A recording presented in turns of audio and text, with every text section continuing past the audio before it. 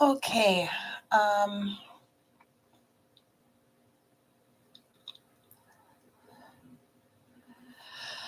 Oh, this is a very hard and very sad day.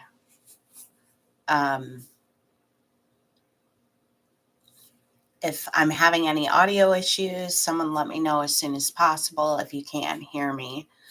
I wanted to start early so I can get it out there that the content that we're going to be discussing is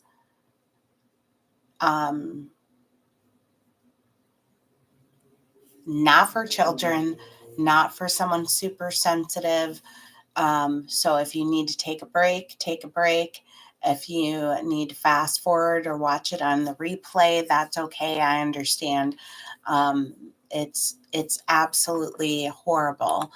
I have the different courtrooms in case they don't go in front of the same judge for whatever reason. I have those windows pulled up for if the hearing happens and it's streamed, I will be able to switch over to that stream quickly for you. I have the criminal complaint in front of me. I almost threw up and I hadn't even made it through the first page. So I just have to warn you immediately. It's heinous and it's devastating. And this poor little boy just deserved so much more. It's going to be very hard for me to get through it. I'm going to try to get through it and maybe jump over some of the parts that maybe I've already gone over. But it is clear to me that the police did their job. They did have more than we knew about to build this case. And let me be clear, as it stands right now, these are new charges and new cases. These are not upgrades of the previous charges. So it's yet to be determined if they will join the cases, dismiss the other one and just proceed with this one, or charge those all the way through to the end and then also charge these. There's always a possibility of an amended complaint coming down where they add additional charges, modify the charges. So what we're going off of is what it is today. And I understand that there are many that are going to feel that they're still not being charged strong enough.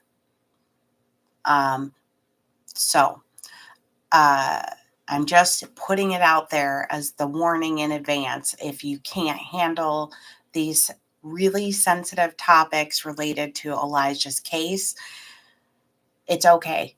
It's okay to step away, take a break, come back, fast forward, whatever you have to do. I'm going to keep an eye on the chat. If you have questions or comments, I'm going to try to go between those and the documents, and also keep an eye on the streams to see if the bail hearings end up getting streamed. And I'll just do a quick refresh on those and see if anything's happening. I doubt it yet. So far, nothing. So with that, I am going to get into the documents. I know some have already read them. I am aware of that. I've seen some of the comments. And it's just a very mixed bag from the public, the court of public opinion. Let's put it that way. So without further ado, I am not going to at this point broadcast the documents because of the content on them. What I will do is eventually I will get these up into Patreon for my patron members. And just so you know, for my patrons, the documents that are in there now are with regards to the charges that have been going on since spring. So these are different documents, and I will make that clear when they do get uploaded. But I do want to go through them to make sure if anything needs to be redacted, that I do that before uploading them. Here we go. Take a breath, and we'll see if we can get through this. I don't know. We'll see. As to Jesse Vang, count 1, physical abuse of a child, repeated acts causing death, repeater. The above-named defendant did, between January 1, 2024 and February 20th, 2024, Manitowoc County, did commit repeated acts of physical abuse involving the same child. Victim child 1, date of birth 8/20/2020, where at least 3 acts were violations of Section 948.03, subsection 2, Section 948.03, subsection 3, or 948.03, subsection 4 of Wisconsin statutes, and at least 1 violation caused the death of a child, contrary to sections 948.03, subsection 5A1, and 939.50, subsection 3A, and 939.62, subsection 1C, Wisconsin statutes, a Class A felony, and upon conviction shall be sentenced to imprisonment for life. Repeat that. Imprisonment for life. And further invoking the provisions of Section 939.62, subsection 1C, because the defendant is a repeater, having been convicted of 3 misdemeanor offenses on separate occasions in 5 years, or 1 felony in 5 years, which convictions remain of record and unreversed, the maximum term of imprisonment for the underlying crime may be increased by not more than 2 years if the prior convictions were for misdemeanors, and by not more than 6 years if the prior conviction was for a felony. And further invoking the provisions of Section 939.62(1)(a), because the defendant is a repeater, having been convicted of 3 misdemeanor offenses on separate occasions in 5 years, or 1 felony in 5 years, which convictions remain of record and unreversed, the maximum term imprisonment for the underlying crime may be increased to not more than 2 years. Oh, I'm sorry. That was for the obstructing an officer charge.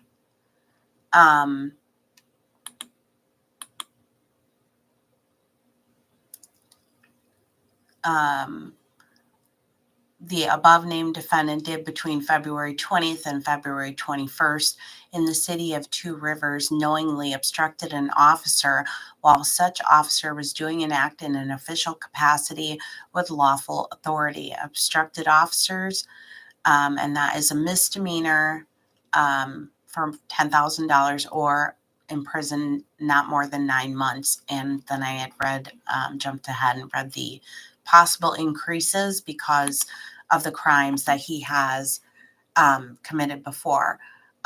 Rocco, what I was saying is that the first count that Jesse is charged with, which is physical abuse of a child, repeated acts causing death, and being a repeated offender, They are asking for life in prison. Sandy, we'll get through these and we'll see if we'll see how the chain of events go along here and see if maybe I can try to answer that question. Count 2 for Jesse, hiding a corpse. The above named defendant between February 19th and February 20th did hide a corpse with the intent to conceal a crime, which is a Class F felony, and upon conviction may be fined not more than $25,000 or imprisoned not more than 12 years and 6 months or both. And they are invoking the provisions, again, that because of his criminal background, they may be increased by 2 to 6 years on that charge as well. And then we read the third count, which was obstructing an officer. As to Katrina Bauer, and again, this is the charges now. Just like in the last one, amended complaints came down. We don't know that they're not going to amend, modify, upgrade. We'll have to see. As to Katrina Bauer, count 4, chronic neglect of a child, consequence is death. The above named defendant between January 1 and February 20th being a person responsible for the welfare of a child through her action or failure to take action for reasons other than poverty, failed to provide the necessary care, shelter, medical care, and seriously endanger the physical, mental, or emotional health of a child, and the child suffered death as a consequence. And the actor is guilty of chronic neglect as they, and then they reference the statutes. That is a Class B felony. Upon conviction, may be sentenced to a term of imprisonment not to exceed 60 years. Count 5, neglecting a child, and the child has a disability. This would be regarding her daughter, victim child 2, that I, for the record, look, I don't care if anybody from their other little Facebook groups come in here and they want to jump on my chat, on my channel, and they want me to poor Katrina, and poor Katrina needs to have her daughter, and what is best for Elena. Let me say this right now. This woman does not deserve the right to be near any children at all. It is not in Elena's best interest, because she might still love her mother despite the fact that her mother has committed heinous acts against her and her brother. I do not believe in my heart she has any rights to see her daughter, and I believe it is not okay. And I pray to God that CHIPS and all the other agencies involved protect that little girl from never having to see her mother again. She should not be allowed to go near her daughter again. Period. That's my opinion. I'm entitled to my opinion. So are you.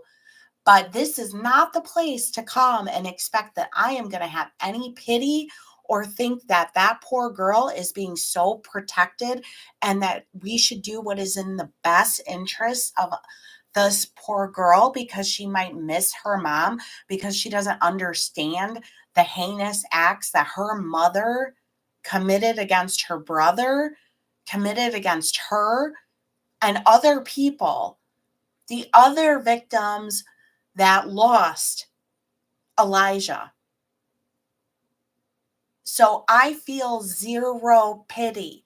So no, I'm not the right channel for you, and you should stick to the Facebook groups that are going to have pity. I don't have the pity.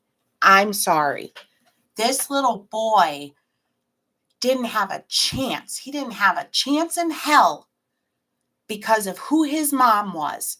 He didn't ask to be dealt this hand in life. So no, I don't feel bad. I feel bad for Elena, who lost her brother, lost her mother, has her dad's in prison. Half her family doesn't know her or acknowledge her, and she's just in limbo. I feel bad for her.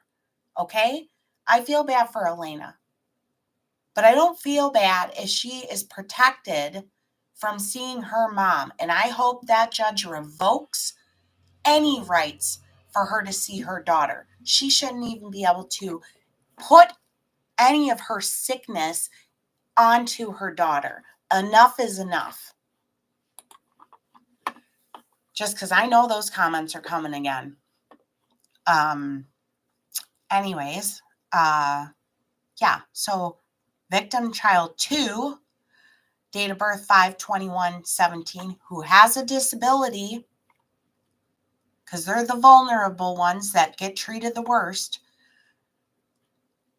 She negligently failed to provide care and seriously endangered the physical, mental, and emotional health of the child, and the natural cause would have been harm.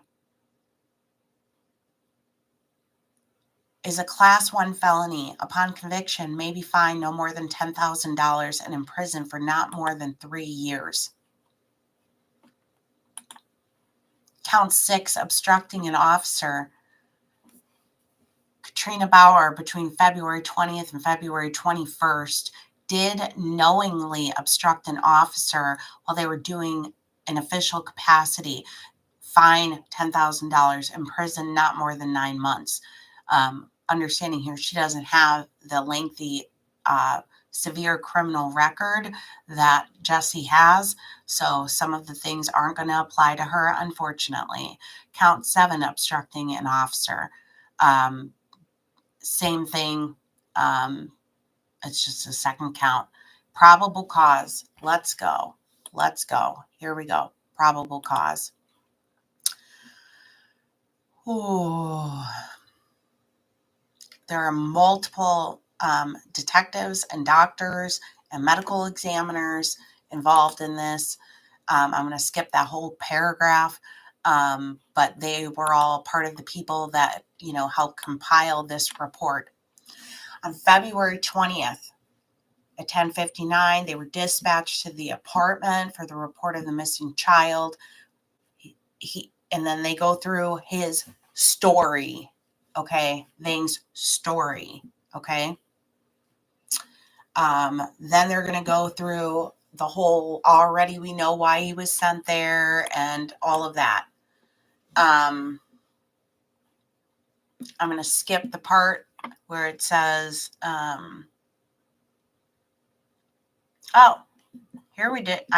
this was not in the last one. At approximately 1300 hours, Detective Herman and Glazer interviewed Vang at the apartment. At the time, Vang was in possession of child 3's cell phone and had it on speakerphone. Bauer was identified as the party on the open line. Bauer indicated she was driving to Two Rivers from the Dells with her 6-year-old daughter, victim child 2, who is autistic. Bauer stated that child 1, which is Elijah, was staying with Vang, helping her, make him a male, be a male role model.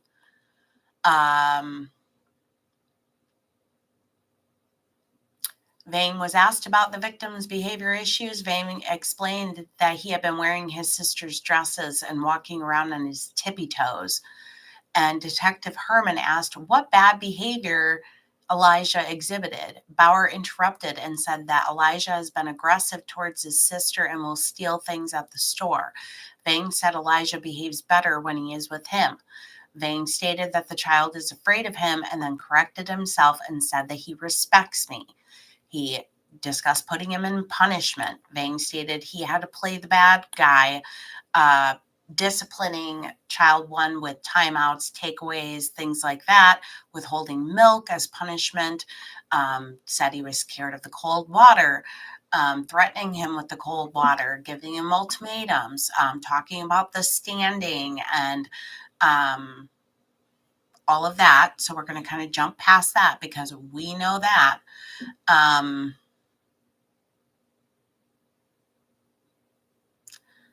In this one instance, he says that Vang slept for 2 hours. Afterwards, his brother AJ stopped by around 2 p.m., stayed for 30 to 40 minutes. Elijah was in a timeout and stayed in the bedroom while AJ was there. He said after dinner around 5 or 5:30, he talked to Bauer about watching a movie. Vang said he talks to Bauer on the phone a lot, almost 24/7. Detective Herman asked where Elijah was at this time, and Vang stated mostly he's just quiet. He just stands there. Detective Herman asked if Elijah ever got to sit down. Vang replied, he can. Yeah, I usually make him stand up and pray, adding that he also has him say good boy or sorry mama. He stated he is trying to make him understand that going home is a privilege, making him stand 2 to 3 hours without sitting, threatening him again with the water. He continued to detail the events of the day before, talking about watching that movie. And then as Vang continued to speak about the types of the punishments, Bauer interrupted them and indicated that she felt the questions were irrelevant and asked if she needed an attorney. She knows what's up. Unbelievable. Vang said as he watched the movie, Elijah usually stands at the foot of the bed praying, describing his hands, how he prayed, all of that. Then he said he got really tired from standing, and they spoke on the phone with Bauer until midnight. Then he talks about how he got up, put his kid on the bus. Elijah was still sleeping. Then he moved Elijah to the bedroom. Then he took a nap for 2 hours, woke up, and Herman asked questions about the clothing Elijah was wearing, and Elijah's blanket. Vang stated to Bauer, they are interrogating me. I told you they would. Bauer then stated, I know, that's why I said, do I need an attorney? For real. Detective Herman advised he was only attempting to obtain information. Detective Herman suggested they take a break, and he stepped away to make a phone call while Detective Lieutenant Glazer remained in the apartment. Detective Herman reviewed the recording of the time he was out of the apartment. Detective Glazer asked if there was anywhere Bauer thought Elijah might go. Bauer indicated the Dollar General store or the White House I used to live at off VV. Bauer then stated if Elijah got lost in the woods, she would not know. Vang then stated that he felt the questions being asked were making it like he was punishing Elijah too harshly, and that Elijah would rather just take off. Detective Herman returned. So she's saying, oh, where would he go? Day one, where would he go? Oh, well, he might go to the farmhouse we lived at. Oh, really? Across from the woods where he was found. Really? Okay.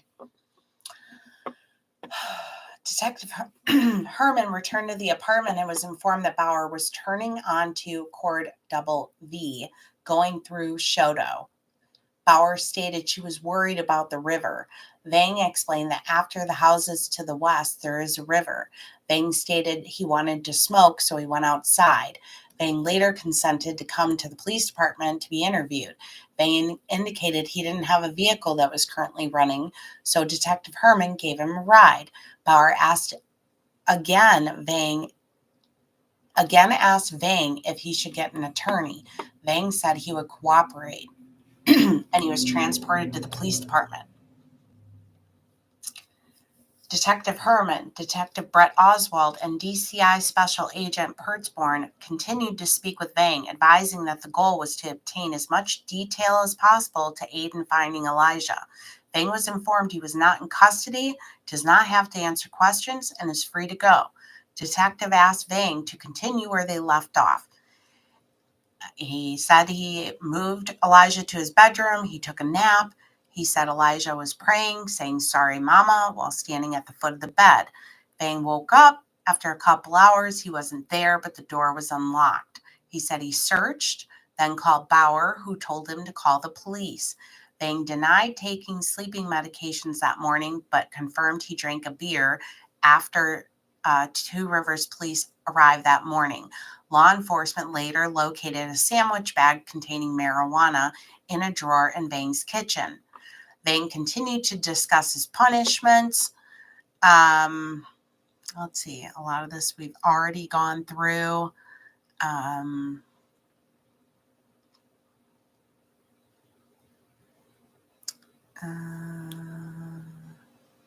Vang stated another punishment was that Elijah is not allowed to speak with Katrina. The idea is to deprive Elijah of what he has, so he is appreciative of them. Lieutenant Oswald asked Vang what he thought happened to Elijah. Vang said, I was thinking right away that he walked to someone who would sell him. Sergeant Pertzborn advised Vang that there was still a number of unanswered questions. When asked where Elijah was, Vang stated he didn't know, but that if he walked out the door, anything could have happened to him. He explained that Vang had a number of inconsistencies in his statement. Vang indicated he was done talking. Interviews with Katrina Bauer. At 3:15 on February 20th, Bauer arrived at Vang's residence. Bauer said she started dating Vang in November of 2023. She previously dated him a year before. So despite what family members have said about this guy just showed up out of nowhere, she's saying differently.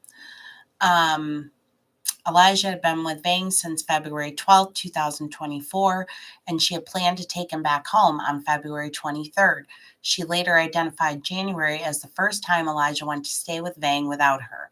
Bauer said this past week was the longest time he had ever stayed there without her being there.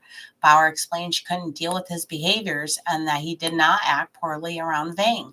Bauer said that he was being awful and naughty at times, regularly threatening to run away if he didn't get his way. She said she special ordered locks for her doors because he would get out. She explained Elijah never made it far as someone would see him and stop him. Bauer says she tries to put the behavior correction role on Vang. Bauer explained that Vang was the enforcer of the rules, and that was the reason for sending him to stay with Vang. Bauer discussed with Vang that as long as there is no physical harm to the children, she is fine with any discipline he enforces. And she gave examples of the praying and memorizing. Bauer denied there was anything unusual in her communications with Vang this past week. She indicated she's on the phone with him all the time. She said on the 19th, she remembered having a normal extended call with Vang and heard Elijah say, "Hi, Mommy," in the background. She heard Vang tell him to go to bed. She said this would have been around 7:30, 8 p.m. The interview with Bauer was continued at the police department as Vang's apartment was being secured and processed for evidence. Bauer was upset. She paced back and forth during the interview, accusing law enforcement of not doing anything to find Elijah. Bauer indicated she spoke with Elijah on the phone Monday night on the 19th. Bauer said Vang and the child were at the apartment and that Elijah kept chiming in on the phone call as Vang was on speakerphone. Bauer became upset and said law enforcement's line of questioning was trying to incriminate Vang. All this defense of him. Bauer continued to discuss her concerns with Elijah's behaviors, and she said because his dad is incarcerated, she felt it was important for him to have a father figure. Yes, another criminal. Bauer explained she doesn't want him learning girl behaviors from her. Bauer said that he calls himself a girl sometimes and steals and wears his sister's clothing. It would always escalate when she tried to correct these behaviors. These began when he turned 3. Bauer said that Vang saw this behavior on Thanksgiving at her house. Vang told Bauer she needed to try harder to stop that behavior. During the interviews, Bauer denied being in Manitowoc County on the 16th and 17th, specifically telling DCI SA Neil Lofi that she was not in Manitowoc County on those dates. Their cell phone data contradicted those statements. They located the messages that were between 6:39 and 6:49 on the 17th, where Vang tells Bauer that he is angry because Elijah filled his diaper. gave him a cold shower. He was clean but scared. Then she admitted she was there, that she did see him on the couch, but she was tired. She didn't want to talk, and he was fine. Then a preview of Bauer's cell phone showed the image depicting Elijah wearing an eye mask, blindfold on his face, with bruising on his jawline, left side of his neck, bruising on his upper arm. That image was taken on her phone at 3:13 a.m. and deleted at 4:12 a.m. She was shown the picture and said, "Oh no, that's an eye mask. Those aren't injuries." She denied seeing the injuries, initially claiming the bruising was shadows. Bauer later admitted she took the picture at Vang's residence. She was adamant she took the picture on the 16th and not the 14th, as the image indicated. Bauer said the original image was darker and it must have been altered to show things that were not originally there. She denied the things in the picture being real and became upset and started crying. She continued to deny she was at Vang's on the 14th and was again told the image was taken on the 14th. She later said she went to his apartment on the 14th, but she didn't talk to Elijah because she was tired, and she just took the picture because he was sleeping so cutely. Come on.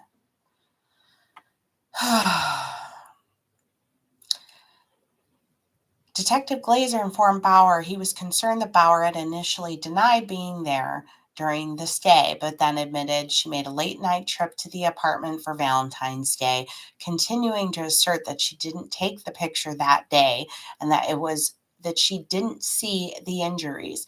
When asked if she saw the injuries on victim child 1 when she visited on the 16th, she said she did not because Friday went very wrong.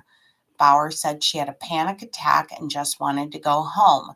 Bauer became upset when asked to describe what triggered the attack, what went wrong, and that she indicated she had a flashback. Bauer was asked about the messages she sent to Vang on child 3's phone while Vang was being interviewed by law enforcement at his apartment, and Bauer was on speakerphone. Detective Klumpian previously reviewed the phone and noted at 1:30 p.m., Bauer messaged, "Stop. Don't say too much. No, stop. You let him, shh." And Attorney K. Bauer admitted she sent the messages because she felt like law enforcement was trying to entrap Vang for drinking and taking medication while watching Elijah.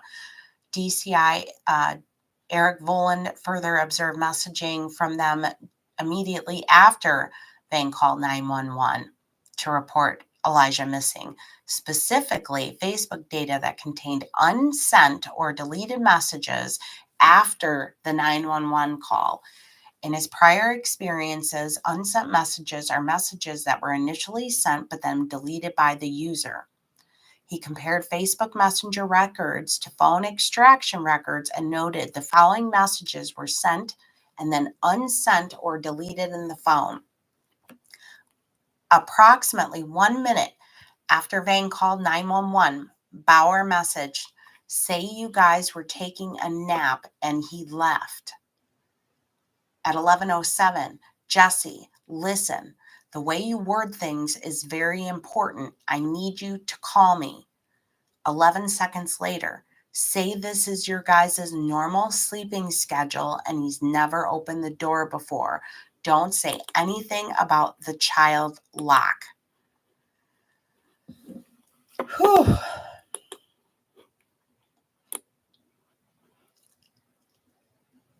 There are over 15,000 messages exchanged between them. Some of them are a voice message telling Elijah that he's going to be put in a timeout.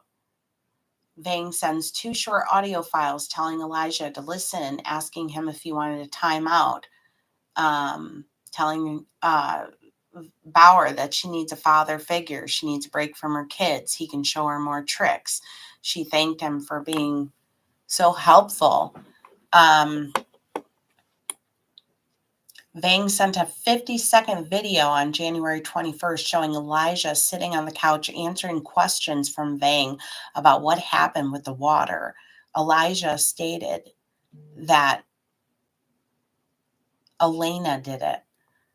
Vang messaged, okay, up to you. It's making it harder on Elijah. Ha ha, you're breaking him down every time you come in. Ha ha. Bauer messaged, is he still up?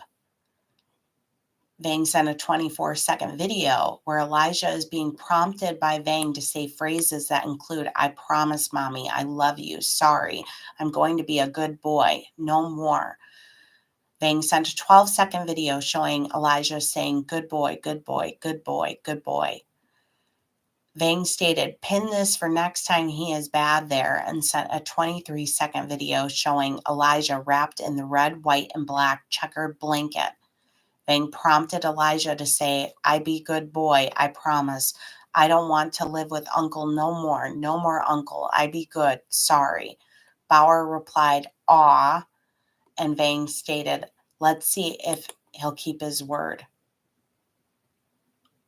I just want to throw up.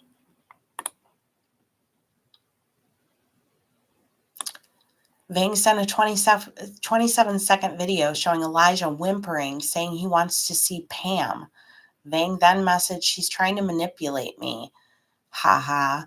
Vang sent another 6-second video showing Elijah being prompted by Vang to say, I'm not going to say that word. No more bad word. Vang then messaged that Elijah keeps running out of the room door, not the front door, saying, I'm going to be nice. Vang messaged that Elijah was fake crying and that he is spoiled. Vang messaged about Elijah being a little faker, a manipulator, a crybaby. Bauer messaged about having a hard time disciplining him. Vang tells Bauer she needs to stand her ground. Elijah cries about everything.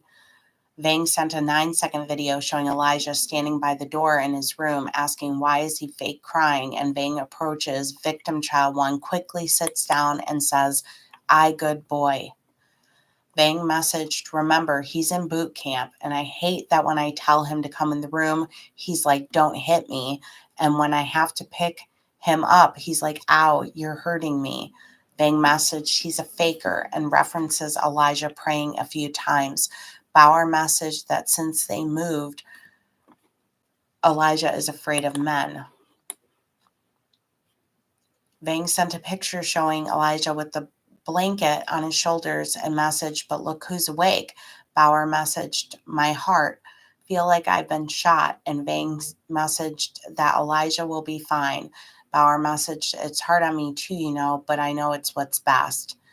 Vang messaged later, this is his punishment from faking earlier. Sent a 15-second video showing him in the dark bedroom saying good boy over and over and over again. Bauer messaged if she can send him a voice message, but Vang says no more seeing him. He freaked out for 3 hours earlier. Vang messaged, okay, he's up. It's his punishment from pissing me off with that fake shit earlier. Ow, don't hit me. Ow, you're hurting me.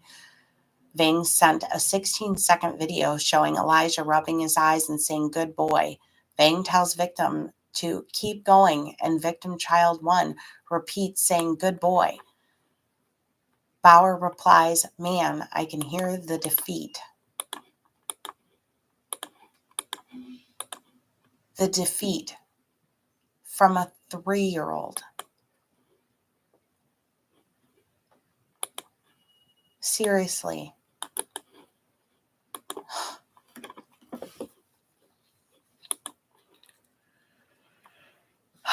Then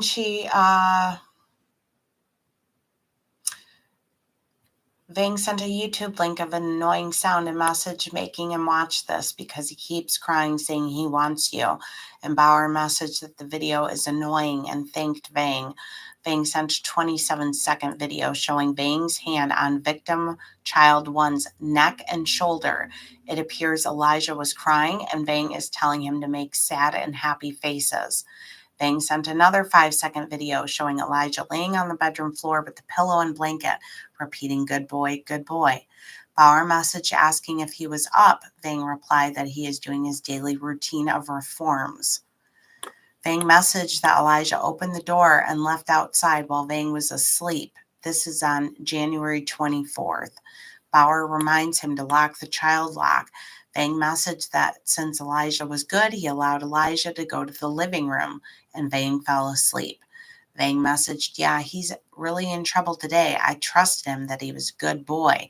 Vang then sent a 3-second video showing Elijah standing in the corner by the door and saying, good boy, good boy. Vang messaged that he's going to be tough on words now, and now I'm saying no more mommy.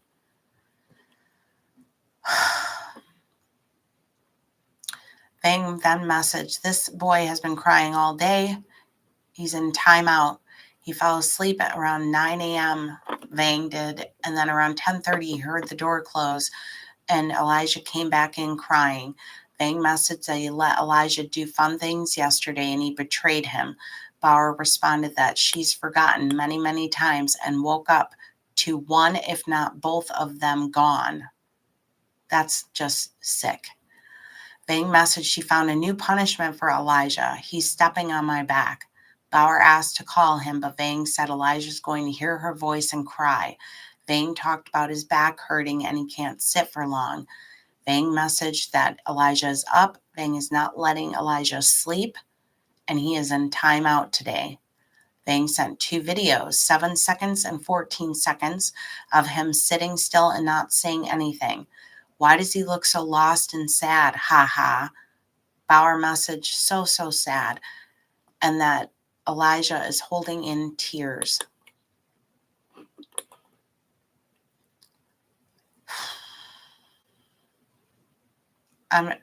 Just more sick videos, back and forth. On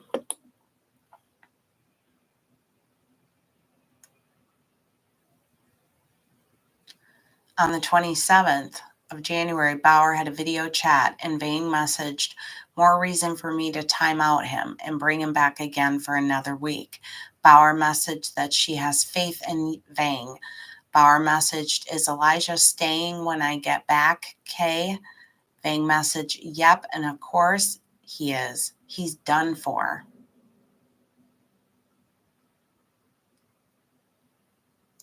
More standing and repeating absolutely horrible things. Vang messaged, she's in stand-up timeout. Bauer messaged, how does child 3 feel about Elijah? Vang messaged, child 3 doesn't care, and child 3 doesn't say anything when Vang showed victim child 1 to child 3. That is Vang's son. Vang sent another video saying, sorry, mommy, being prompted by Vang to say, I be a good boy, no bad boy, sitting on the bedroom floor, crying, talking about how he keeps lying. He's crying and says he wants to go home, and he told him, no more home for you. You live with uncle now. More praying.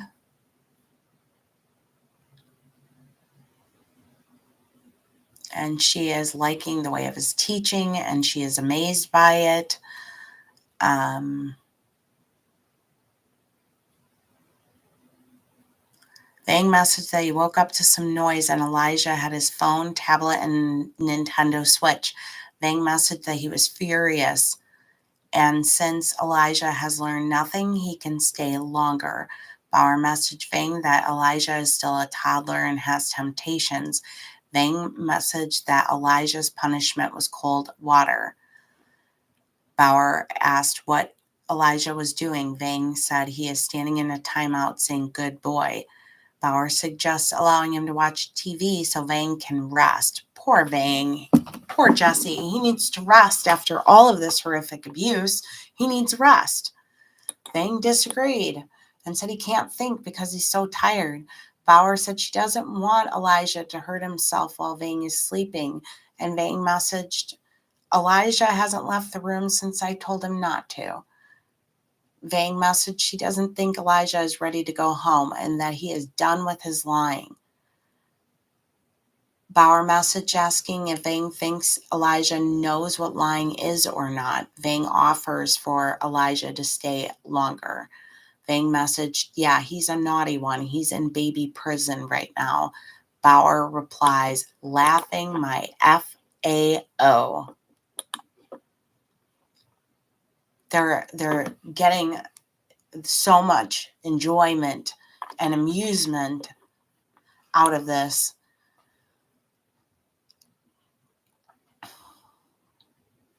More back and forth about his punishments, praying, about our messaging that he looks mad. Oh, he's sad. He's not mad.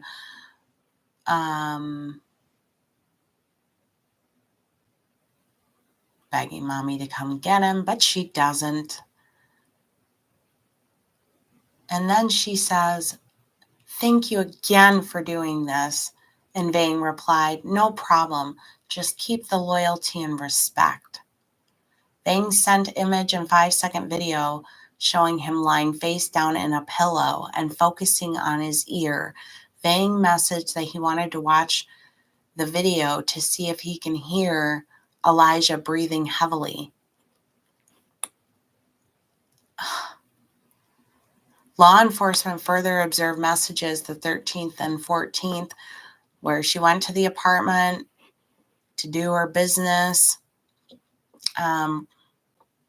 Not going to go through that whole story again. Let's see.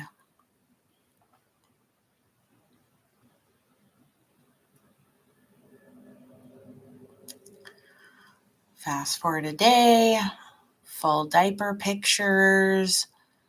This is when she went to the Quick Trip. No child was seen in the video. Let's see. Timeout corner. Okay, witness interviews. Interesting. Investigator Logan met with witness 3 of Ross Auto on February 22nd. Witness 3 confirmed that Vang was present at Ross Auto on the 16th with victim child 1, having an ignition interlock device installed on his Chevy pickup truck. Witness 3 had previously told Detective Herman that witness 3 found it odd that Vang repeatedly identified child 1 as his nephew and continuously pushed the winter hat that was on his head. Witness 3 said victim child 1 had mannerisms that made him believe he didn't want to be there. Witness 3 further stated that Vang contacted him twice on the 19th of February by phone, as Vang was upset that his vehicle had a dead battery. Witness 3 explained that an ignition interlock device pulls constant power off a car battery. On February 20th at 9:29 p.m., DCI Special Agent Holschbach contacted Witness 2 at her residence. Witness 2 resides in the apartment building with her boyfriend, Witness 1. Witness 2 advised that yesterday she bought a 6-pack of Budweiser from the Shell for Vang. Vang asked her to pick him up beer because Elijah was being really naughty. She explained that Vang had told her that Elijah was locked in the bedroom. She had seen Vang lock Elijah in the bedroom in the past. She stated that Vang told her he was really stressing out over Elijah. Witness 2 estimated that he had been coming around the apartment for the past month and a half. Witness 2 said that Vang was constantly telling both Witness 1 and 2 that victim child 1 was a bad kid or a naughty kid. FBI Special Agent Darcy reports on February 22nd he spoke with Witness 1. Witness 1 did not work on Monday the 19th. He said that he talked to Vang the day before on the 18th, and Witness 1 stated that he saw Vang in the hall doing laundry at the apartment complex. Vang asked if he could use Witness 1's car. Vang said they needed to use the car on Monday. This is TP, who we have previously discussed, and not said his name yet. So that would be Witness 1.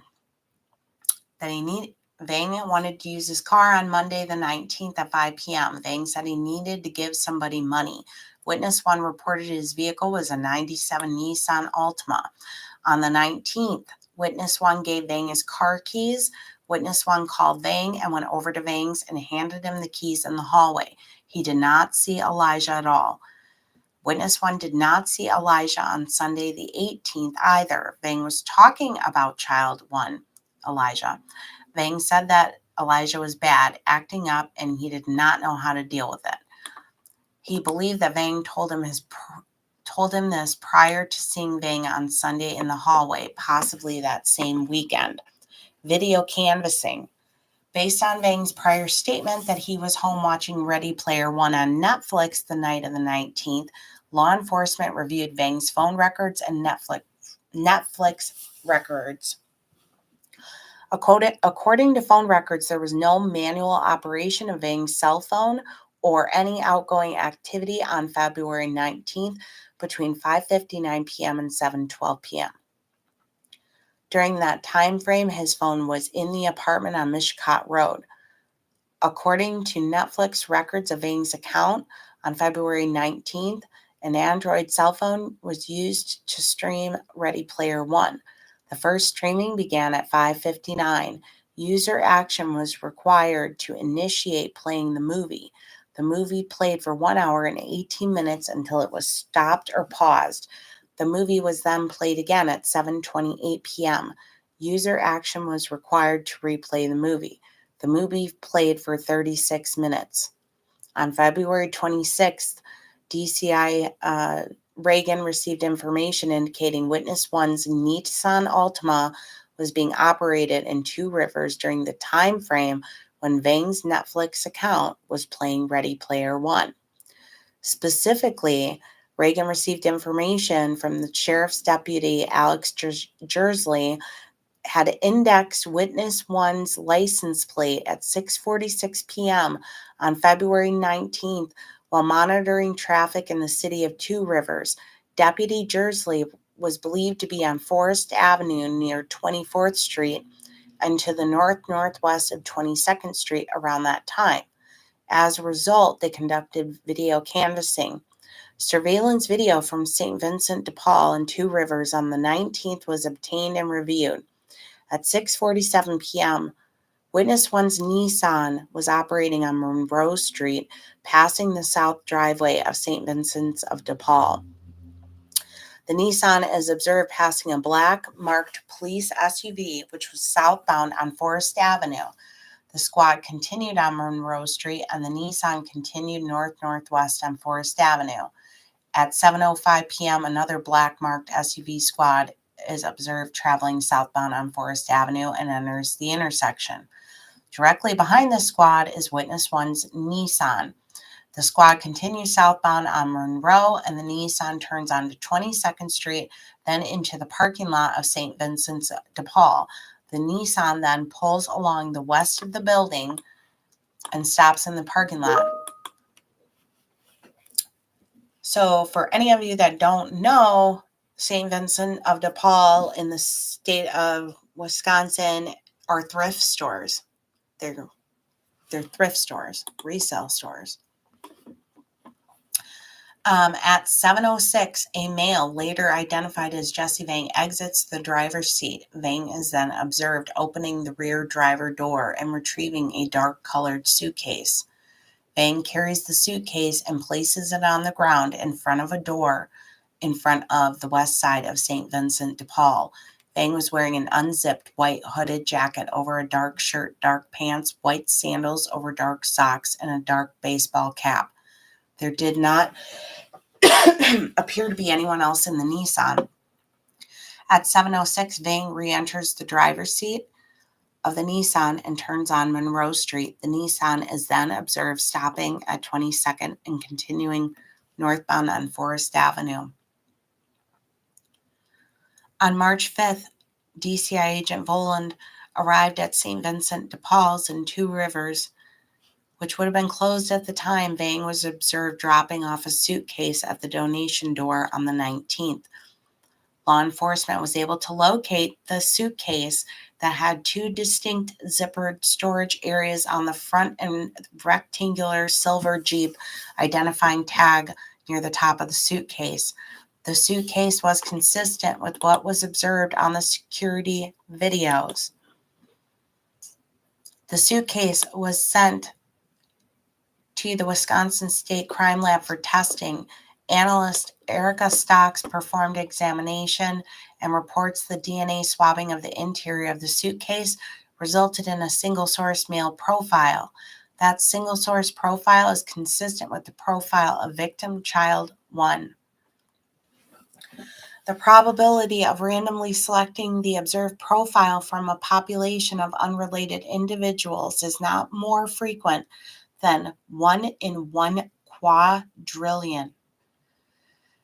Analyst further reports that a presumptive test for saliva was performed on the interior of the suitcase and the test was positive. Previously in the investigation, law enforcement did obtain information leading to the recovery of the black, white, red checkered blanket belonging to Elijah in the area of Johnston Drive and Goodwin Road. On February 25th, a citizen reported that while walking her dog, she located the blanket off in the ditch. The blanket was subsequently sent to the state crime lab for testing. Upon examination, the DNA swabbing of the blanket resulted in a single male source profile.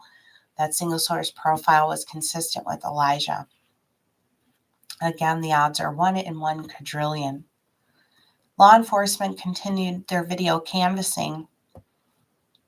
They obtained additional videos depicting the vehicle consistent with the Nissan Altima. During the time frame, Vang asserted that he was at the residence watching Ready Player One.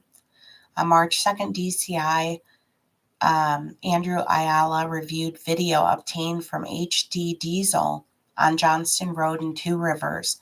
The view of the camera faced west and overlooked a parking lot for HD Diesel on Johnston Road. One of the video files had a vehicle similar to the Nissan that passed the business from north to south at 6:21.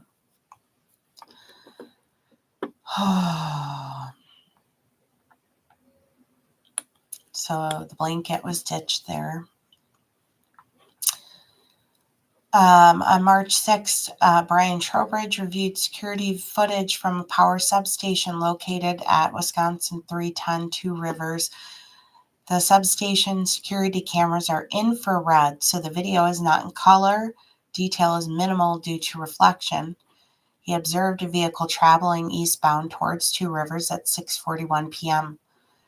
The vehicle was similar in appearance to Witness One's Nissan.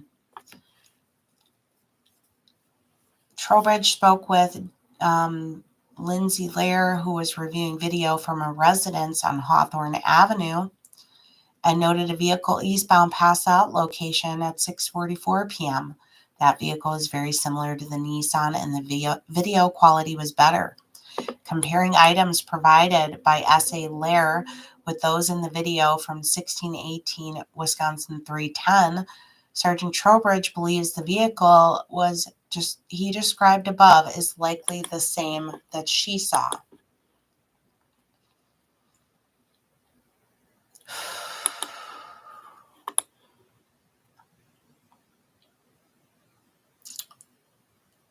Trowbridge reviewed security footage from the Shell gas station near his apartment complex that was recorded on February 19th, observing the Nissan passing the gas station at 6:49 p.m. southbound at 7:03 and northbound at 7:09. In all videos, Trowbridge observed a tan sedan with an orange marker light illuminated on the front passenger side under the headlight.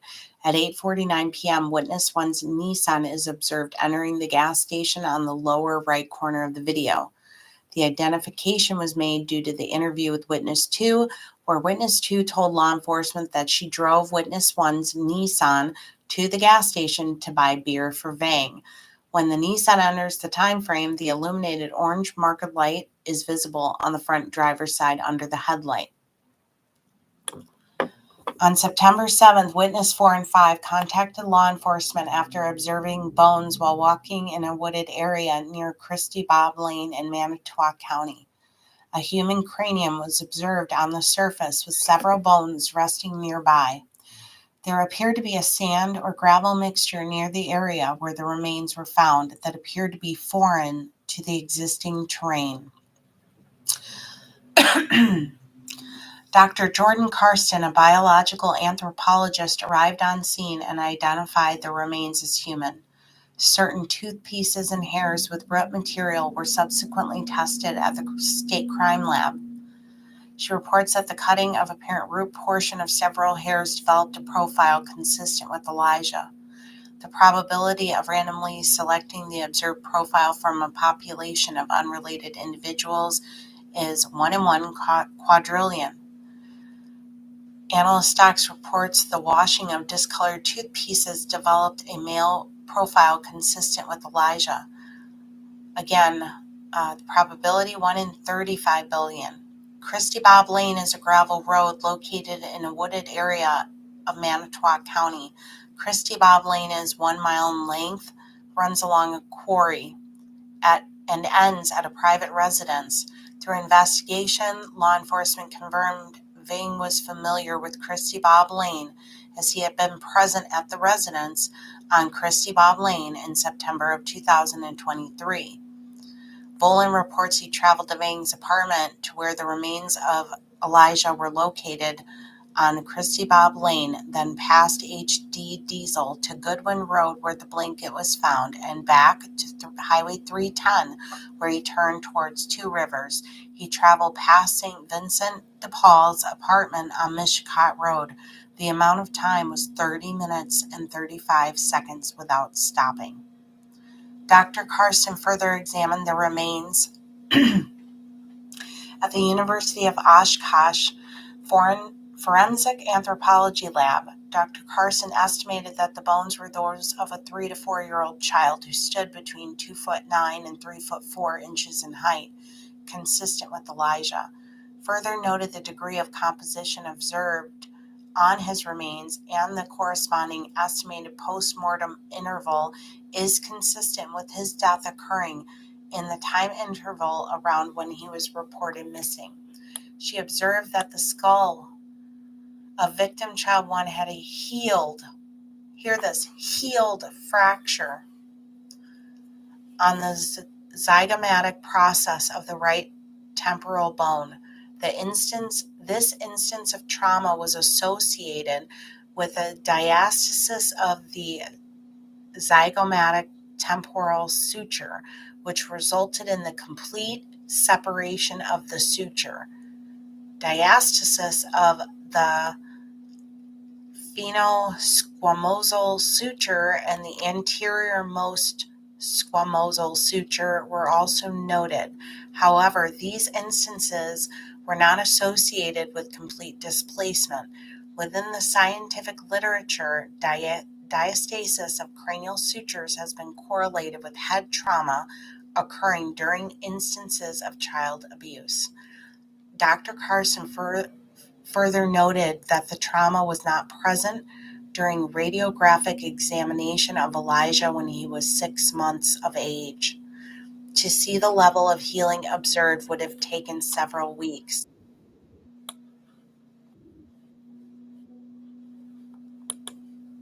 Oh, hang on, guys. I just had one of the courts come on, and I am going to see if this is one of the commissioners. So I think this is it, guys. Yeah.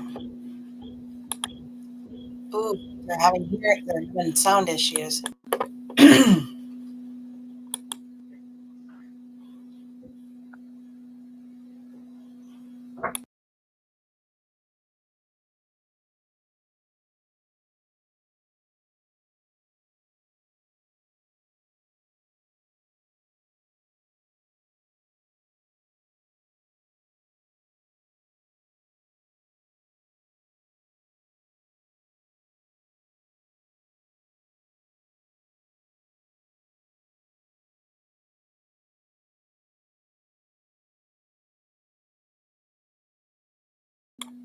We will likely, if this is the bail part, we likely won't see them, but we might hear what they're going to ask regarding bail.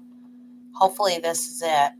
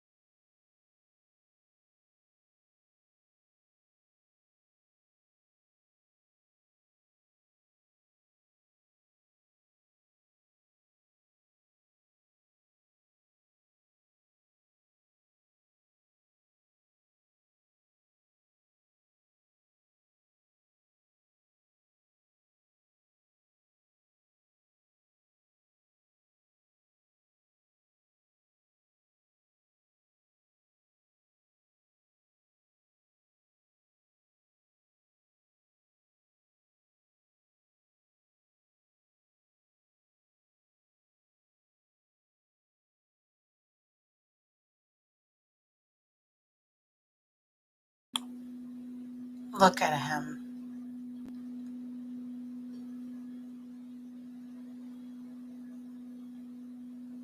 I'm staring at evil. Evil. I have chills right now. I don't even want to look at him.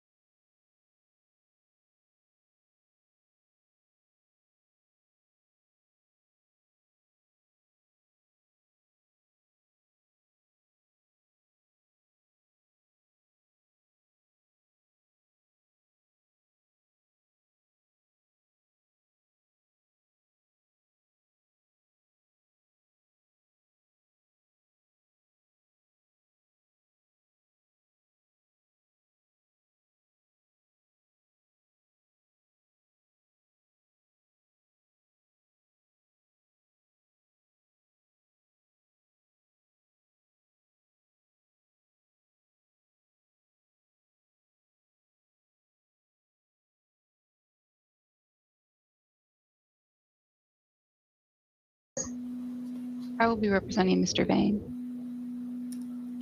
And You guys can't who's hear it. representing Ms. Bauer? What?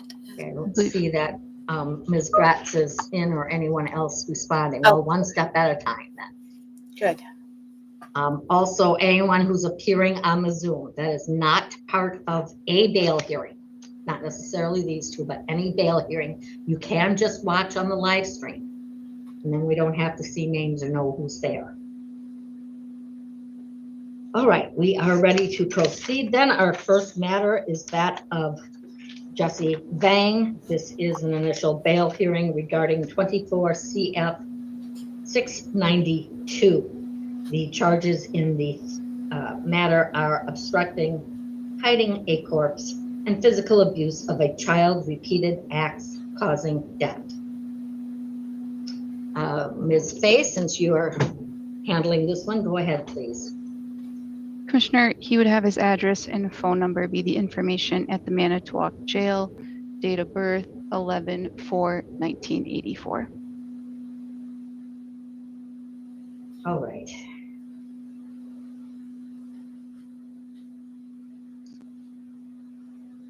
Attorney LaBrie, go ahead. Commissioner, the state is asking for a $500,000 cash bail. Conditions to include no contact with the co-defendant and no contact with any children under the age of 18. The defendant's prior record started in 2002 in Allegheny County with party crime or criminal damage to property. That's a near fleeing an officer at Manitowoc, battery by prisoner. There was a child abuse in Allegheny County, delivery of cocaine in Winnebago County in 2005, possession of cocaine in 04 and 06, resisting, obstructing in 07 out of Allegheny County, a felony bail jumping in 2009 in Allegheny, disorderly conduct, and then more recently in 2017 in federal court, he had conspiracy to distribute methamphetamine, where he was incarcerated for a period of time and was released in 2022. So he has a prior record, significant record, which it does involve some battery-related offenses. He also has some fleeing an officer-related offenses and felony bail jumping, all of which are concerned for him to comply with bail conditions.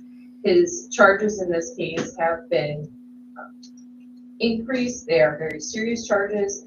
They are the most serious charges, which involve the death, and not only the death of another human being, of a young child. He's facing life imprisonment, which gives him an incentive to flee. And when you look at the facts of this case, this was abuse that occurred over a long period of time, several months, and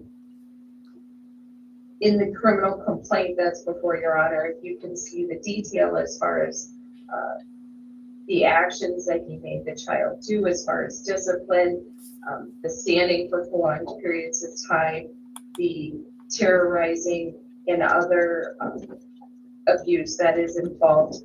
There's also, starting in paragraph 55, the information from Dr. Petska, who's a child abuse specialist, where she finds that these type of physical abuse also was psychological and emotional maltreatment.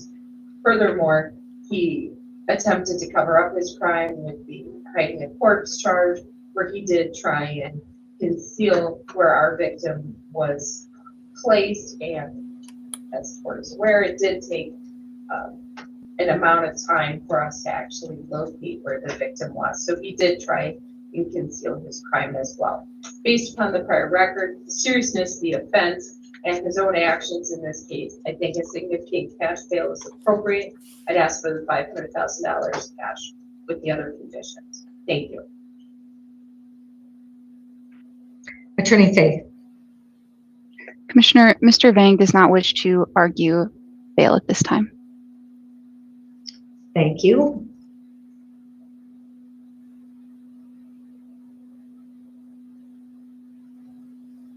All right. I appreciate that. The seriousness of this is beyond discussion. I should note, though, that Mr. Vang has been unable to post the cash previously set, and remind the community that bail is not punishment. Bail is to assure his appearances.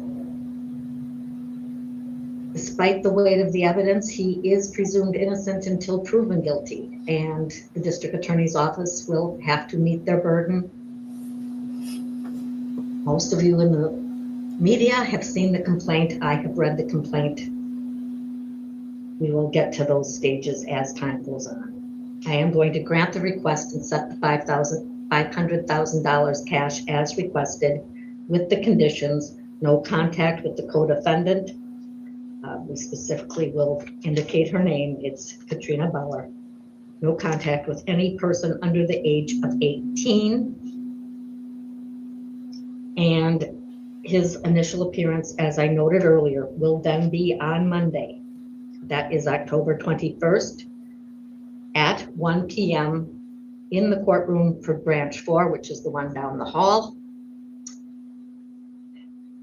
Mr. Vang, you do have the right to be represented by a lawyer. Failure to appear, a warrant would be issued.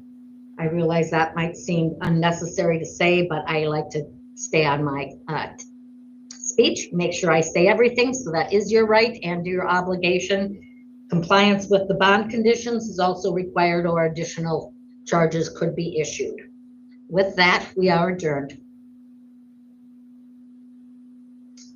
Mr. Vang, you may leave the room. They'll bring in Ms. Bauer, I believe. So that's going to take a couple of minutes to switch over. Right.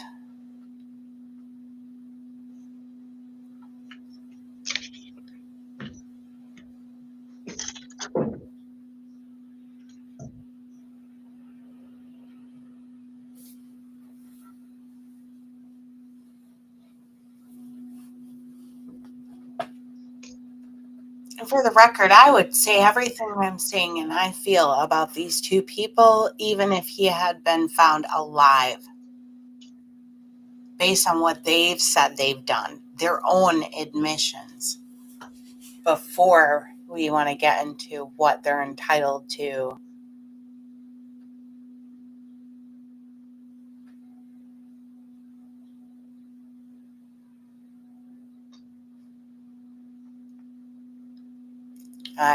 We'll see if they take this all the way to trial. But if they do, I'm planning my vacation time around that.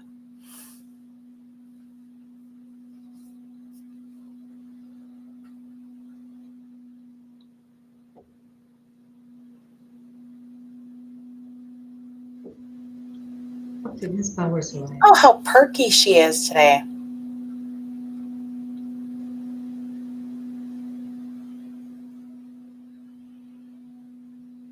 Not a care in the world.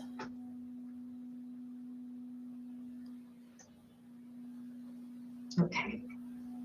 All right, our next individual then is Katrina Bauer, here for a bail hearing regarding 24 CF 693.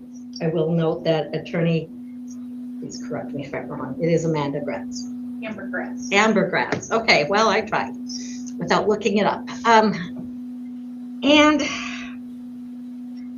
even though she's in the situation that we are all probably too aware of, basic information first: date of birth, address, phone number that you want used. Anything before we hear from the DA? What's listed in it? Okay. I guess we'll leave that as is. We'll just verify the date of birth is December 9th, 1992. The jail is the current location, although she does have a home address that's in the complaint. All right, Attorney O'Brien. Commissioner, the state is asking for a $400,000 cash bail. Conditions to include no contact with the co-defendant, no contact with children under the age of 18. Her prior record is disorderly conduct out of Winnebago County in 2011, a disorderly conduct in Allegheny County from 2016, some traffic-related offenses, and then she does have an arrest out of state in Las Vegas from 2014, but I don't have a disposition on that, but it does show that she has some out-of-state contacts. As I had indicated with the co-defendant's bail argument, this is the most serious type of cases here involving the death of a small child. Ms. Bauer allowed and even sent the victim to this residence for the boot camp or discipline. She condoned it. She allowed it to happen and even left him there days before he passed away when she had the opportunity to remove him from that situation. He was abused over this period of time, as I had indicated previously, when you look at Dr. Petska's information towards the end of the complaint, as far as the physical issues with the standing, the maltreatment, with the psychological and emotional terrorizing that also occurred. The state feels that a significant cash bail is appropriate in this case, and I would ask for the $400,000 cash. Thank you. All right, I didn't read the charges into the record. We do have the 2 counts of obstructing for Ms. Bauer. Chronic child neglect, specified harm did not occur, and then felony child neglect. Attorney Gratz, go ahead, please. Thank you, Your Honor. We would note for the record that she is currently sitting on a $15,000 cash bond, which she has had no ability to post in a significant amount of time. She does have ties to the community and has been a lifelong resident of Wisconsin.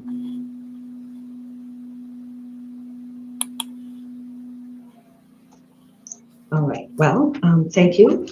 And much as I had said from Mr. Bang, the community is encouraged to remember presumed innocence until proven guilty. When the evidence is all heard and a decision is rendered, that is when punishment occurs. This is not that phase of the trial or the proceedings. However, I am aware of that cash bond and her inability to post and the unwillingness of the court to reduce that to date. I don't see that that is likely to change. However, each matter has to be looked, if not in a silo, at least looked at separately and considered. These charges are extremely serious. and recognition of the death of this young child does need to be given. I am going to set the cash bail as $400,000 as requested, with the conditions: strict no contact with Jesse Vang and no contact with any other person under the age of 18, except as permitted for her child. Is that still being allowed for What? her child? What? We're working with the other company. So do you want an exception now or not? No. At this point, I would ask for no contact with children under 18, and then we'll work out specific wording regarding that child. All right, I will leave it that way. I know this is going to be something No. that will be dealt with going forward as well. And I don't know enough about this other child's situation to try to craft anything at this time, so that seems appropriate. All right, so I will make it strictly any child under the age of 18. The initial appearance for Ms. Bauer, as for Mr. Vang, is being set for Monday, October 21st, 1 p.m. branch 4. I am sure that with discussion with the jail, you'll be able to figure out exactly whether they're going to be in the room at the same time or not. I would suspect not. They don't have a different time set for each of them. Ms. Bauer, failure to appear, a warrant would be issued. Failure to comply with the conditions could result in additional charges. You obviously have the right to be represented by a lawyer. I don't know if that's going to continue with the same lawyer since we've got a different set of charges, but I'm sure that'll all be taken care of. With that, we are adjourned. Thank you. So we're off the record. I'm going to let press all leave before we move on with anything else.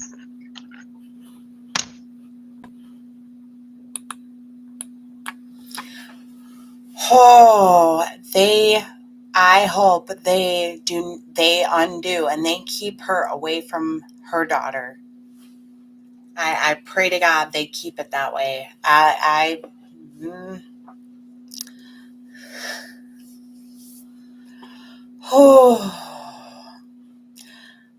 going to just finish up this complaint. It's almost done. And basically, it is the forensic side of things. Dr. Hillary Patska on September 27th is a child abuse pediatrician with Children's Hospital of Wisconsin. She reported that based on the information obtained through law enforcement's investigation of Bauer and Vang, Elijah is diagnostic for physical abuse, psychological and emotional maltreatment, and neglect. Dr. Petska notes that the history provided by caregivers to law enforcement, messages between each other, is consistent with torture.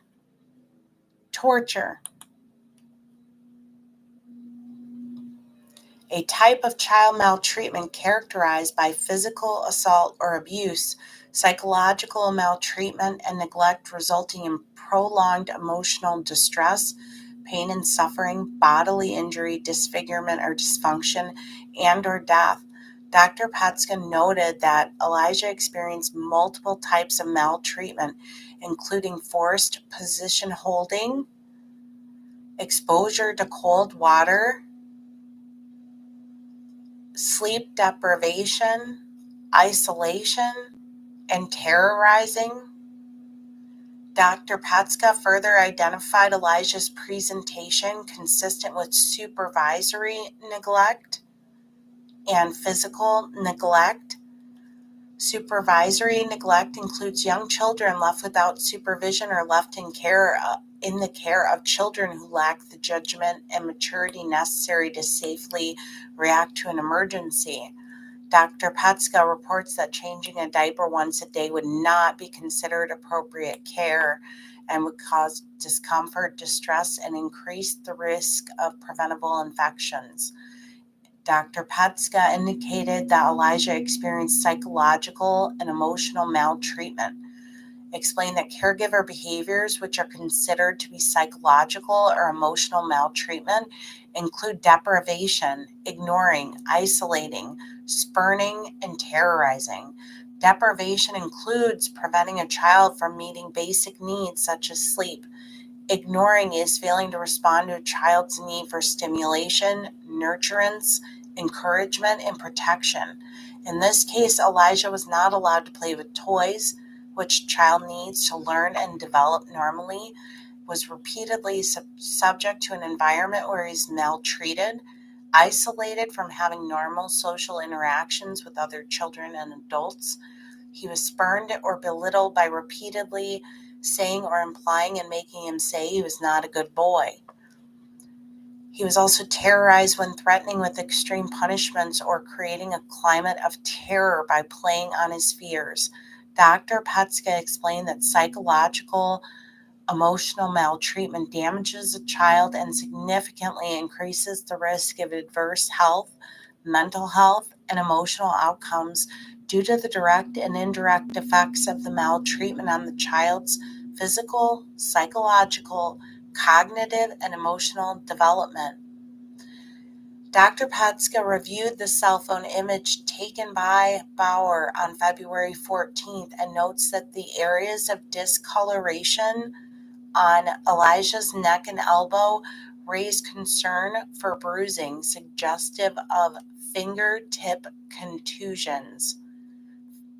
She further noted that the large area of discoloration to the elbow appears to have a linear pattern, which would not be typical or expected with an accidental fall. Dr. Petska discussed the healed fracture of the right zygomatic process that was found on his skull and indicated the facial bone fractures are typically caused by blunt force trauma or crush and would be expected to be extremely painful. On October 16th, Dr. Adam Kovac, Chief Medical Examiner of Fond du Lac County Medical's Examiner's Office, filed a report regarding Elijah. In his report, Dr. Kovac indicates the cause of death is homicide by unspecified means. He further noted that a forensic anthropological analysis of Elijah's skeleton was performed and noted that Dr. Karsten's report identified a heel fracture of the right zygomatic process, the cheekbone, which was estimated to be at least a few weeks old. The healed fracture was associated with adjacent suture lines.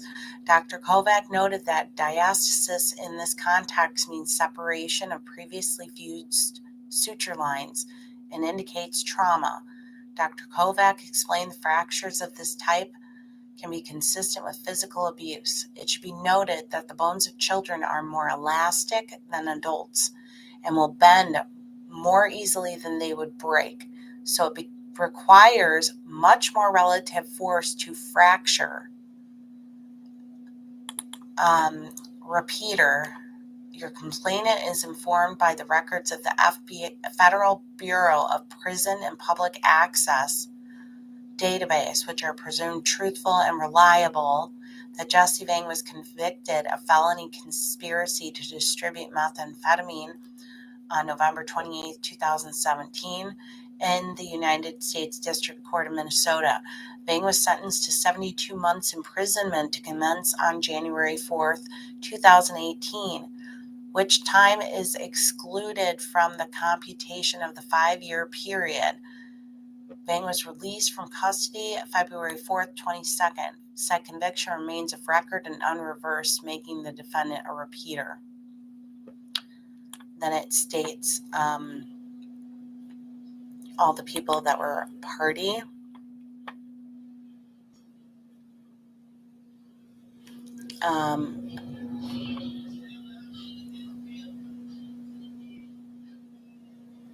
Oh my gosh.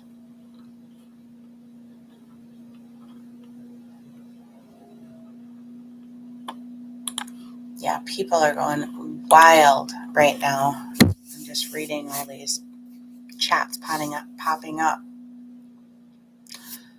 So obviously there might have been a crushing blow.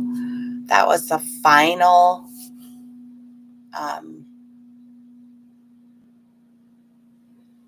cause.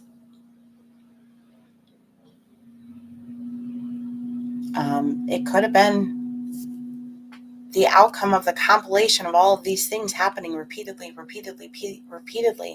But he was expressing to the neighbors that he was just getting more and more fed up. And I think he just had it. And yeah, I think she knew what happened. And I think that's clear by her own words, in my opinion. This is my opinion.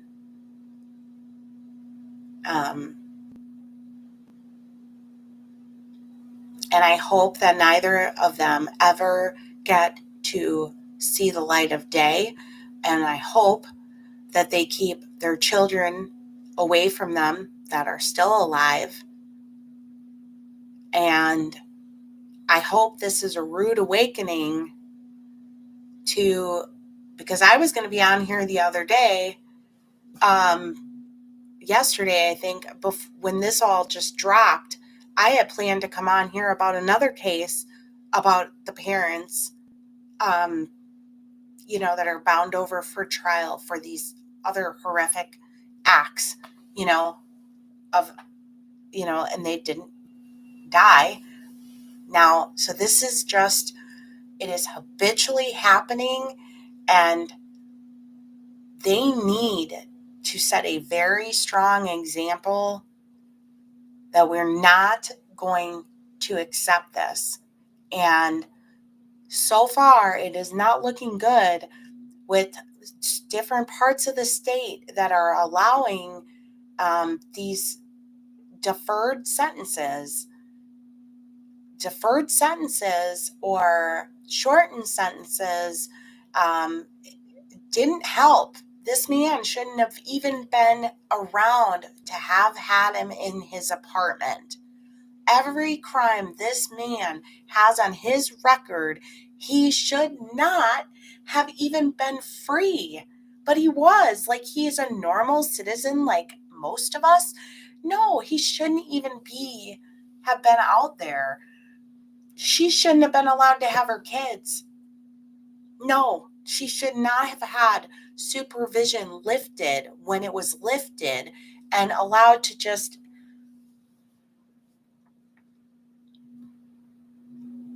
They need to protect. They have a duty, in my opinion, a duty to protect the children that are still alive, that are related to these two. They have a duty, and they should not allow those children to be brainwashed or put through anything, whether it's by letter, by phone, and manipulated and poisoned by them. That's what they do. They should not be allowed.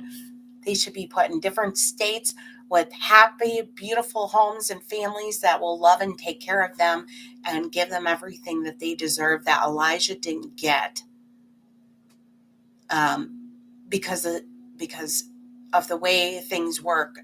She manipulated enough to convince people that she was competent enough to be a mother to an autistic child and a toddler, and she just needed to be around a good person, so let me just go and get another criminal drug dealer involved, and I'm just gonna come on. And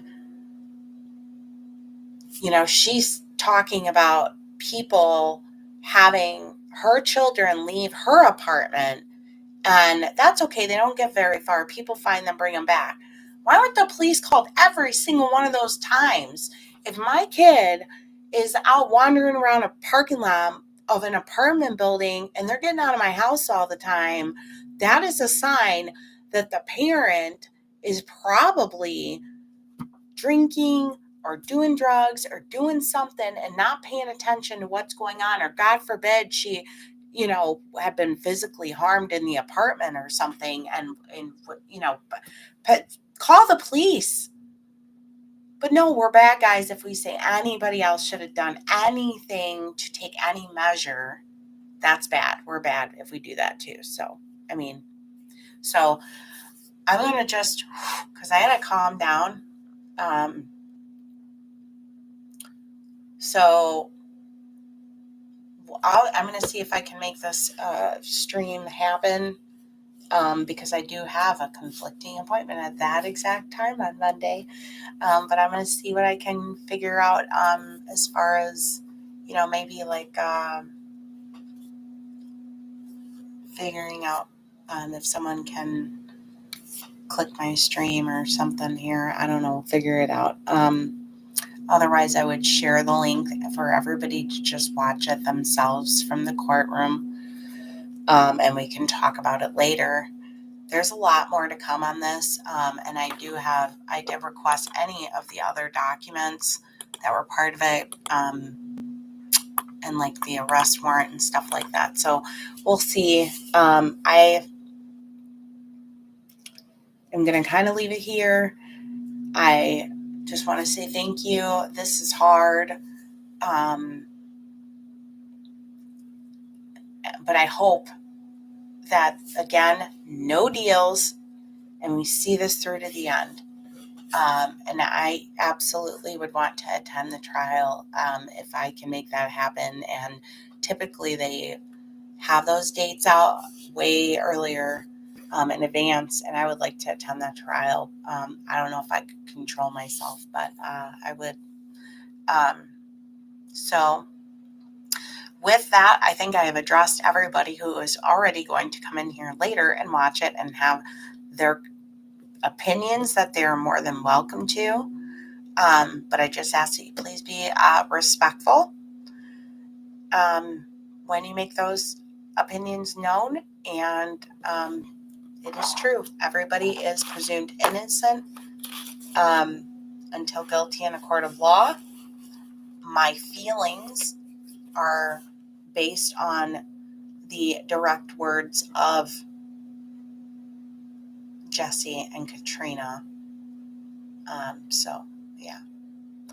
So thank you for those who tuned in live, and thank you for those who come back on the, no. She just posted it? Oh, wait. Okay, hold on. Mother of Katrina Bauer apparently just posted a letter on social media. That was September 9th. I'm looking.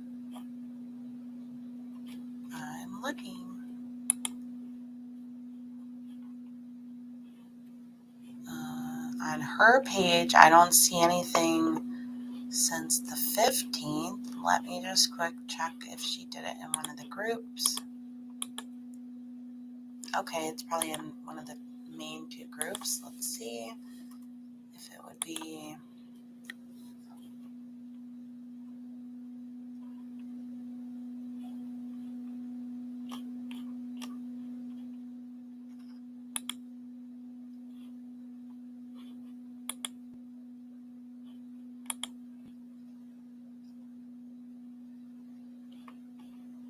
Okay, so this would have been. I don't think it's this group.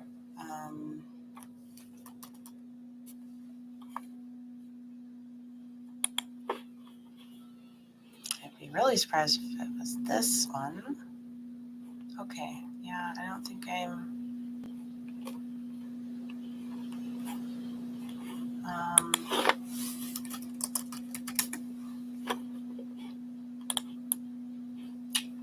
Okay.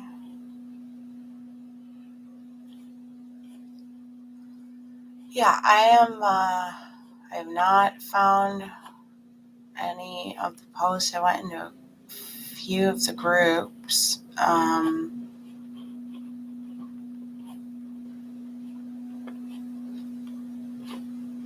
I have not seen this letter. And she was able to be tagged in this group, so I don't know.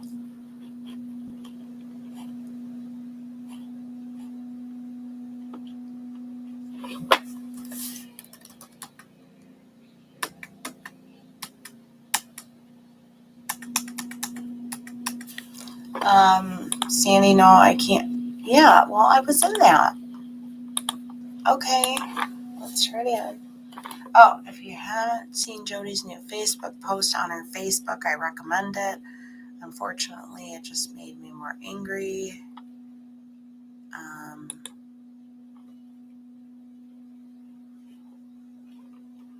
I can't find it. People are saying somebody screenshot it.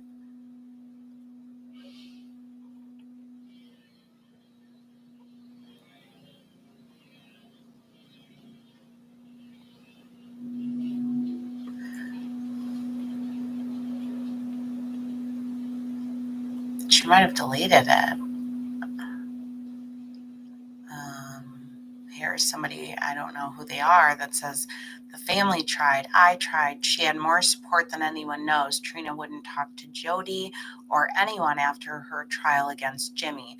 Trina has TBI and has overdosed more than once. She gets extremely angry, twists situations in her head into paranoia. Her and Jody had a turbulent relationship. It's not Jody's fault. No one knew CPS stopped checking on her. Honestly, she fooled us all. She was under the guise of being a good parent and loving after getting the kids back. What was Jody supposed to do when Trina cut her out of her life for no reason? Break into her house because she couldn't reach her? What was I supposed to do after offering help for over a year after she got the kids back? Go out to Wisconsin and knock on her door because she was in another phase of not responding to anyone? CPS failed those children as much as Trina. No one knew her and Jesse were even around each other. Everyone tried. Blaming the family is highly inappropriate, especially when Jody is mourning the loss of her grandchild, struggling with the reality that her daughter is involved. She doesn't need to hear and see people bashing on her when no one knows the backstory of the truth. Elena is a child. People seem to be overlooking that.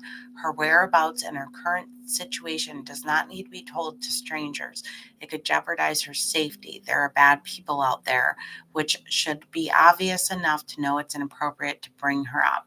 Apologies if I come across aggressive or rude. That is not my intent. I love Elena and Elijah.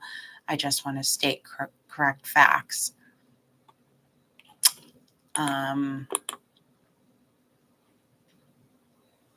Whimsy. Oh, there it is. Let's see the court hearing link.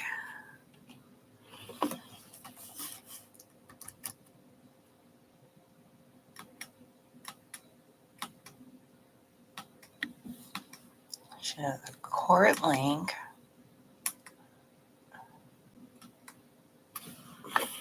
So maybe.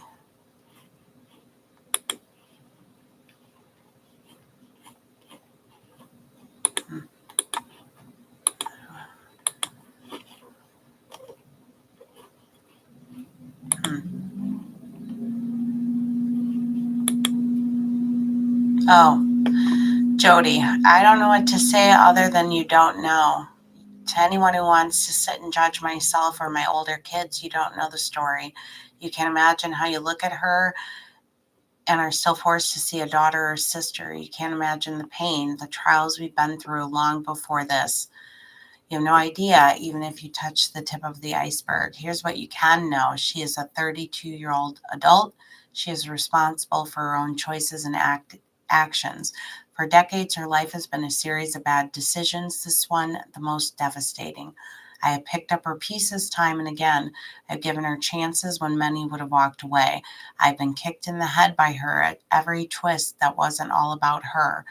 At the core of addiction is self-centeredness. I didn't make her an addict. I wrestled with it for years.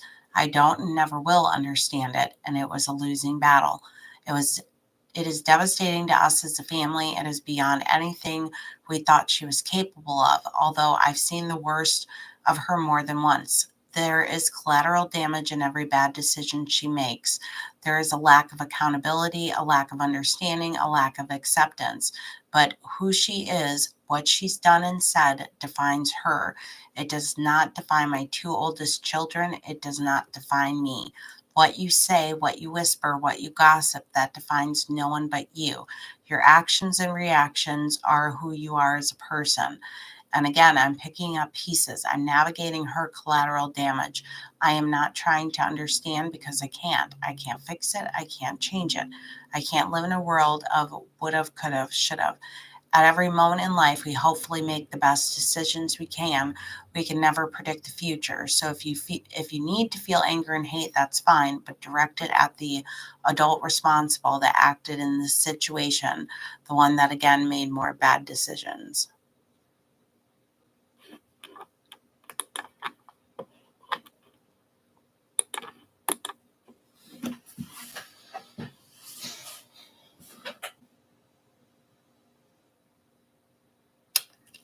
Well, there you go. So that's the insight from Mom. That is the insight from somebody else whose name I won't say because they're probably just a distant friend. So that's their reaction at this point. There's going to be a lot more that will come out as this trial progresses. And if they end up getting convicted, those pre-trial sentencing investigations, if they don't use all of this stuff in their past as part of their defense, it'll come out in the pre-sentencing investigation. They'll take the deep dive into those places. But this is one to really sit on.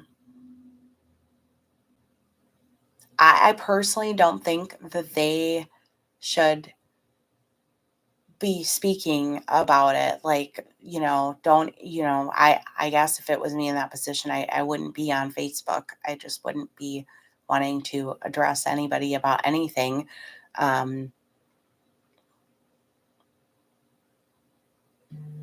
I don't think it helps. So,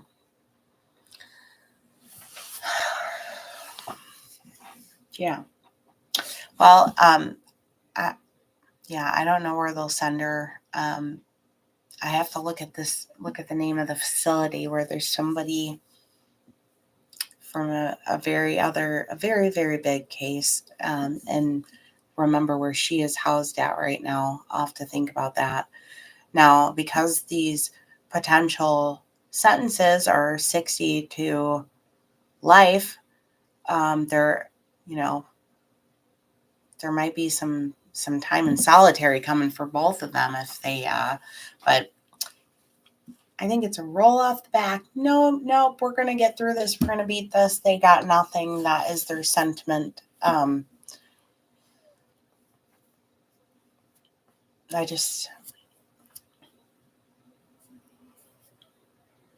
It's hard to decide, like, at this point, like, who looks more evil to me.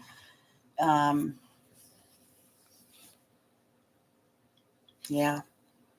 So we're just going to soak all that in. That was a whole lot to take in. A lot of that was new information that obviously they had, but they did not include it in that original complaint. And I think that was very good on their part to not have included that. Because obviously Jesse and Katrina thought, well, if this is all they have, even if they find him, I mean, what are they going to get? And then they had more evidence. They had more evidence that we didn't know about. And for that, I am extremely grateful to the sheriff's department and the Two Rivers Police Department. People just look at, I agree, Sandy. Her face was priceless when they mentioned her not, at this moment at least, being able to see what they're going to do about the daughter, but no for now. And she's gonna probably stomp her feet and write a letter to the judge. But I just want to give more credit again to the Two Rivers Police Department. You know, you think a small state, small town, small county probably don't have the resources to do a proper investigation, and all of that. And boy, did they did a wonderful job. And thank you to anybody who turned in their surveillance footage when that request was put out there to the public. And that helped piece this puzzle together. But I am very impressed with the police department and their efforts on this investigation. And, you know, maybe they'll have a little more. And of course, they're going to have to testify and do more work. But after that, it is going to be on the DA to bring it home. And it's going to be up to the jury. And I hope to see justice. And I just hope they don't just, we don't want to save the money. We don't want to save the tax dollars. No deals, just send them away. No deals. So we'll see if they, you know, get rid of the initial case and put everything just under the new case numbers. Because as of right now, they're separately as two separate cases. But it kind of sounded like maybe that judge, I mean, she was the commissioner, so she's not going to be the one overseeing it from, you know, further, but we'll see. So thank you again for everybody that tuned in today. I've got to just let all this and get, yeah. So thank you, and everybody that tunes in on the replay, thank you, and stay tuned. We're going to have a lot more on this case, I'm sure, and we will see how they behave on Monday. If I am unable to stream it, I will make sure that in the community tab, I post the link so that everybody knows how to watch it. Okay. Thank you guys again. I appreciate all of you, and we will talk again soon.